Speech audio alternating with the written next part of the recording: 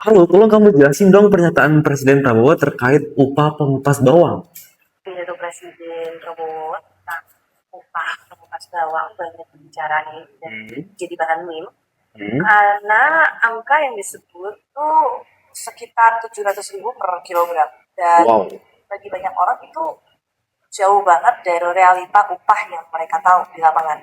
Makanya responsnya rame dengan kritik dan lelucon di media sosial.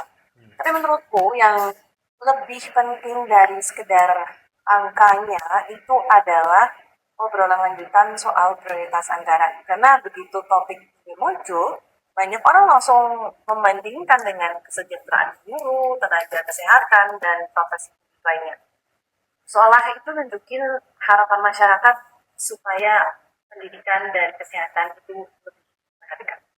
Iya betul sih, karena banyak orang yang bilang, iya kenapa harus ini gitu kan? Kan masih ada yang lainnya gitu, kayak ketahanan pangan, guru, terus petugas kesehatan, nakes gitu kan ya.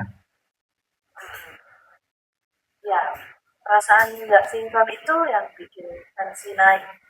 Soalnya banyak orang pengen lihat bukti nyata kalau kerja keras, apalagi buat profesi yang pendidik generasi muda, bisa dihargai dengan layak, bukan cuman disuruh ikhlas terus.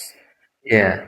Oke, kalau kamu berada di posisi penyusun anggaran nih, apa sih yang bakal kamu prioritaskan?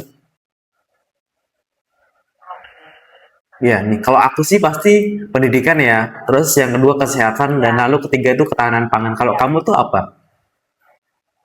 ya, setuju sih. Kalau aku kira-kira bakal mulai dari pendidikan dan kesehatan juga. Karena itu fondasi jangka panjang. Habis itu ketahanan pangan dan penciptaan lapangan kerja. Baru infrastruktur dan pertahanan sesuai kebutuhan masyarakat. Hmm. Tapi yang nggak kalah penting itu bukan cuma berapa besar anggarannya, tapi seberapa efektif uang itu dipakai. Aku ada pertanyaan lagi, kalau kamu berada di pemerintahan dan anggaran itu terbatas, kamu tuh gimana cara prioritaskan dananya atau membaginya itu gimana sih? Dulu ya, seperti begitu ya. Oke. Kalau aku ada di posisi itu, Hmm. pertama fokus ke kebutuhan dasar seperti pendidikan, kesehatan, dan ketahanan pangan dulu. Oke. Setelah itu sektor lain dengan melihat dampak jangka panjang Hmm. dan seberapa luas manfaatnya ke masyarakat. Kalau bisa juga evaluasi program yang ada itu benar-benar efektif atau enggak dan sisihin dana untuk